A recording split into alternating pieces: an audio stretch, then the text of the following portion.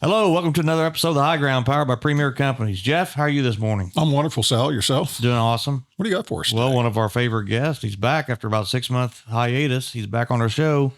Right. He's out of jury duty? He tried to fake an injury. I was like, Dan, what are you doing this morning? He goes, oh, why do you want to know? Right. Yeah. Well, Sal, everybody answers questions about that way to you. Yeah, all right. Dan, Vice President, Swine Production.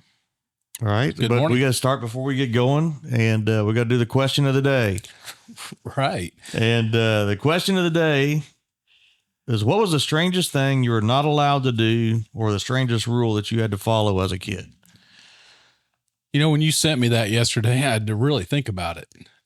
We didn't have a lot of rules. It was just kind of the given, rules that everybody has. And this was out in the Kansas. That's right. Right. So I really couldn't think of anything until this morning. I thought, well, it's not really a rule, but there were two things that as a kid, and I had two brothers. We had two things that we heard: don't shoot your brother with the BB gun, and don't throw rocks over the house. So there's probably a reason we had those two rules, right? Yeah. And I'm not going to divulge who came up with those or the reason, but those were two things that I could think of that we were told as kids that we had to kind of watch for. Don't shoot each other with a BB gun, and don't throw rocks over the house. So based on your personality, there's a reason why your parents felt the need to tell you not to shoot your brother. Right. Okay. Yeah.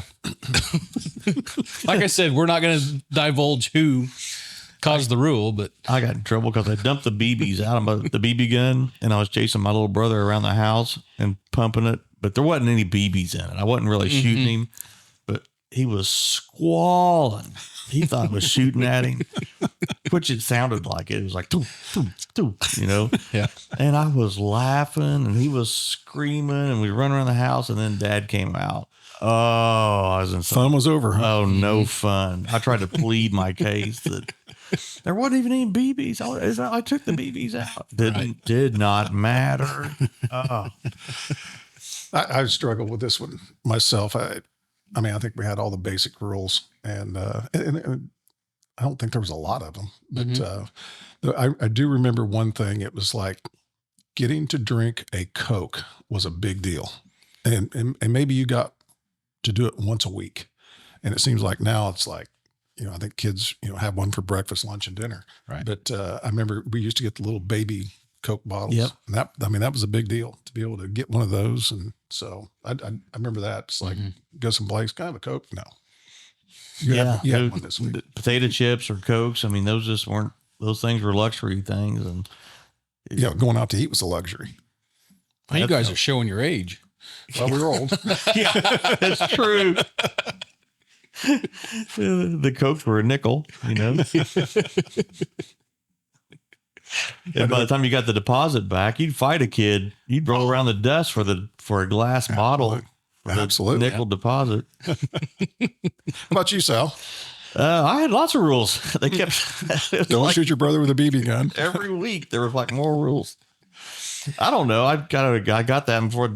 Let's see. I think I thought this was funny. Was never allowed to watch MASH as a kid because Dad saw it one time and saw Klinger on there, and he said we couldn't watch that show because we're not watching anything with some guy dressed. I don't think he ever understood the whole gist of it, but I didn't get to watch MASH until like. Well, when you joined the Marine Corps, yeah, I had to leave. Did you see home. Klinger? No, I didn't. But I was like, I go to school in third grade and people be talking about MASH or something. I'd be like, I didn't see any of that. All right. Well, let's get back on track. All right. What's I got to do with pigs? Not a thing. Dan, tell us a little bit about the SwineLink. I know we talked about it 6 months ago, but it's always good to have a good introduction about this key core business of ours. So tell us a little bit about the SwineLink and the kind of the ownership model with the pigs and the growers. Yeah, we can cover this again. Basically, it was started back in 2004, and it was a way to get young farmers back on the farm to come back and maybe we couldn't get more ground or whatever, but could build a building to raise pigs for us. And most of our model is based on contract growers. A grower will build a building, and we'll contract with them to put pigs in there, and they take care of the pigs. We feed them. We buy the pig, feed them, pay for the feed. They just do the daily chores every day, and take care of those, and then we'll have a market for those. We sell those to JBS. But that was a good way to get the younger generation back on the farm, some more income for those farms. Another income stream. Right. And our model here on the finishing side is what we call wean-to-finish. So we bring wean pigs in, typically about 21 days of age, and we will grow them up for, 6 months, 5.5 to 6 months, before we would sell them, at about 280 pounds. So 5.5, 6 months and about 280 pounds. Yeah. How big are those weaned pigs coming in? How much do they weigh? About average of 12 pounds. Okay. Typically. Some will be a little bit smaller, some will be a little bit bigger than that, but average 12 pounds. And they'll get to that average of 280 to 285 pounds in that 5.5 month time frame. So for those people that are listening that raised hogs in the old days, things are different these days. They're quite a bit different. Yep. And all indoors, nothing outside. I mean, they're all under roof. And they're in those buildings, concrete slatted floors. So manure falls through the floors into a pit and hold all that. And so, Climate controlled. Yeah. We try to keep those, when they're younger, we try to keep those rooms in those barns at about 74, 75 degrees, year round, for that age of pig. And then it'll slowly come down to, by the time they're ready to go out the door, that we're trying to keep them rooms around 61, 62 degrees. So it's a pretty nice environment. Yeah. Yeah, it really is. And honestly, it's kind of nice when it's 0 out to go into one of them buildings. You can be walking around doing chores in a t-shirt in there and have 0 degrees outside. Now, obviously in the summertime, it's hard to keep them down. We don't have air conditioning. Sure. But we have airflow fans and curtains that come down and kind of monitor that. And also misters. Misters will come on to try to keep them cool in the summertime. Evaporative cooling. So, but typically it's going to be the temperature of the outside air in the summertime. But I bet those misters, that takes it down a bunch. I bet. Keeps them cool. just the feel of it. Yeah. You notice the difference if the misters aren't working. Yeah. The pigs just don't want to eat as much. They're hot. So yeah, it makes a big difference in there in the summertime. And they got access to food and water all the time. Yep. 24/7 access to food and water.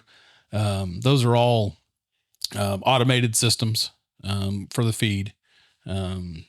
Each pen has a couple feeders in it, has a feed line that comes in out of the feed bins, and so they've got access to feed 24/7. Waters are a water pan that they've got constant water flow there.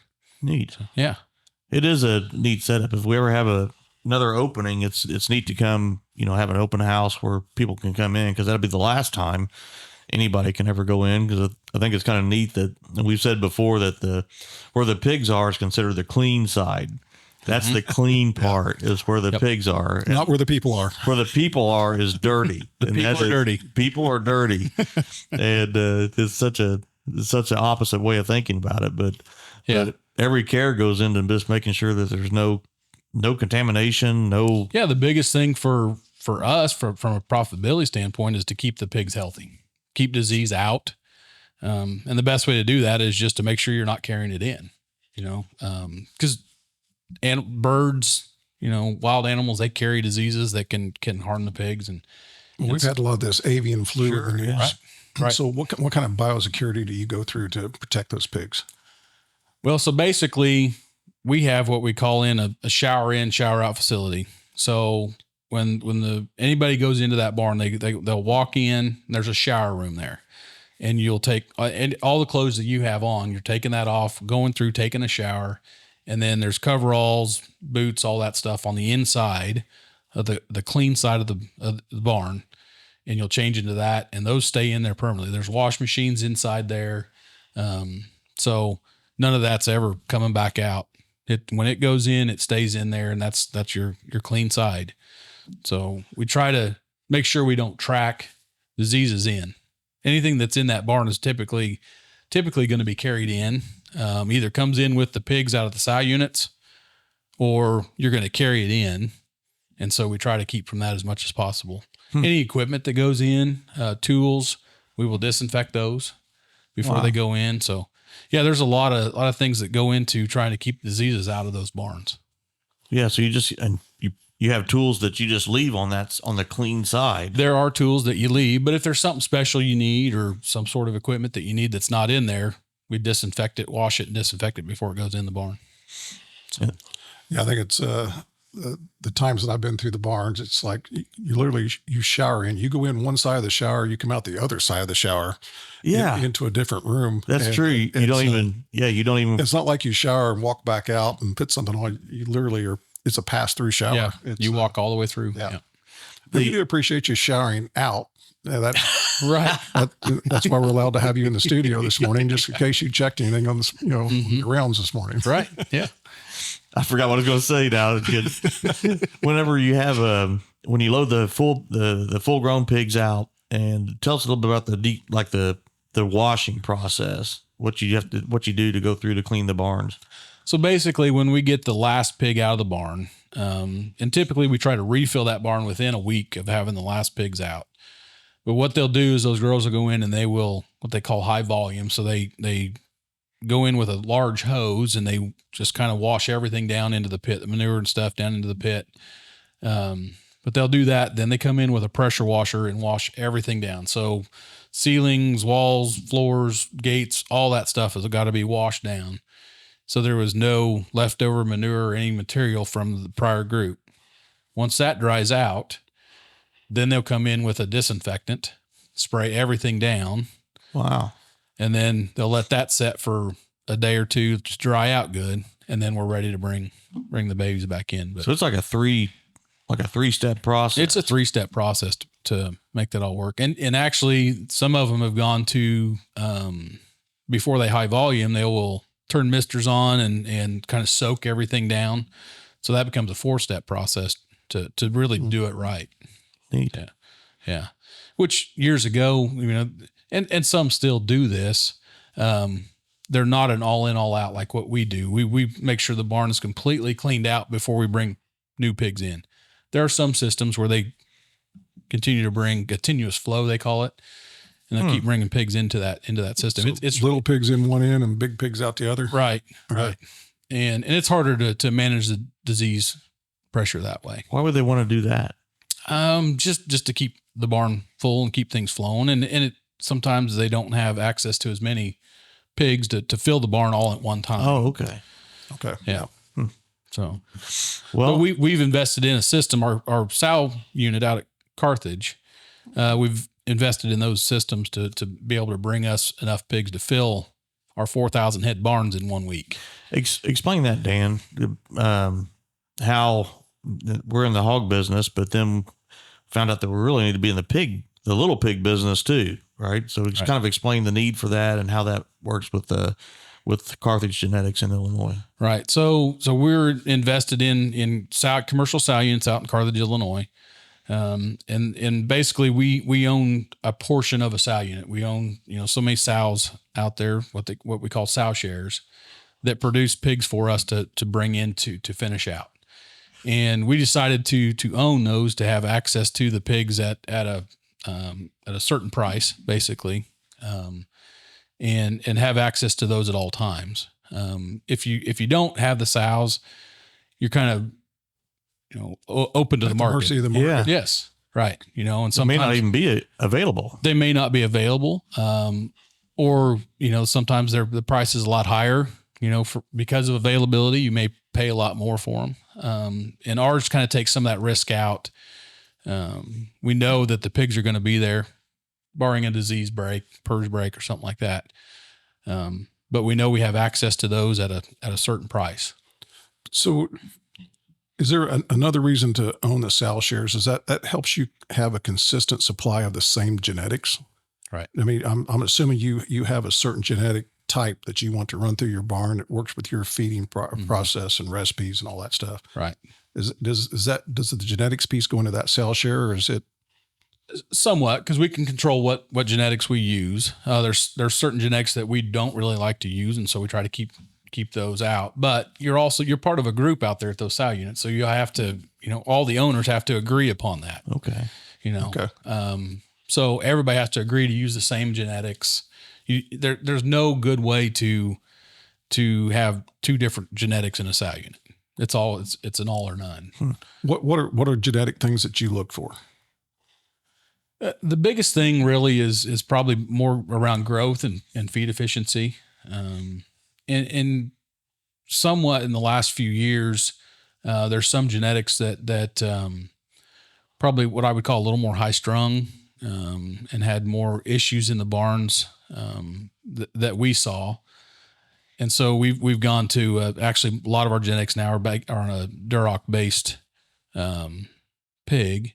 And we've seen that the pigs are a little more calm in the barn. Maybe they start a little bit better, as wean pigs. And, we haven't lost any feed efficiency or production from that. So those are some of the things you look at when you're choosing genetics. How does it work best for your system? And some of that's driven by packers also, what your packer wants. So yeah, those are the things we look at. That's pretty neat. I like to hear that too. Being a former Duroc breeder as a kid growing up, that was always had registered Durocs, and yeah, I like to hear that. I wonder how our pigs would compare that the finished hog or the pig that the packers want, to go into the JC stores and Kroger's, and compared to what you would do for 4-H projects. Yeah, that's club pigs and commercial pigs, I'm guessing. There's certainly a difference. Yeah, I bet. Yeah. But that's with all livestock industries. Sure. The pigs that are used for showing or, in that industry are a lot different than for commercial. It's the same way with beef cattle and goats, sheep, all that stuff. Yeah, and everything. Yeah. So how is so you kind of mentioned about with the growers, one of the benefits, it kind of takes the risk out for them because Premier Ag owns the pigs. So how are the markets? Tell us give us a market update. Markets right now are decent. We've come out of the last 2 or 3 years have been pretty rough in the industry. It's hard to find a profit. But here the last few months has been a lot better. What drove that more than anything, I guess, over the last? I think a lot of it probably was more based around, we came out of COVID, and that kind of drove some of that.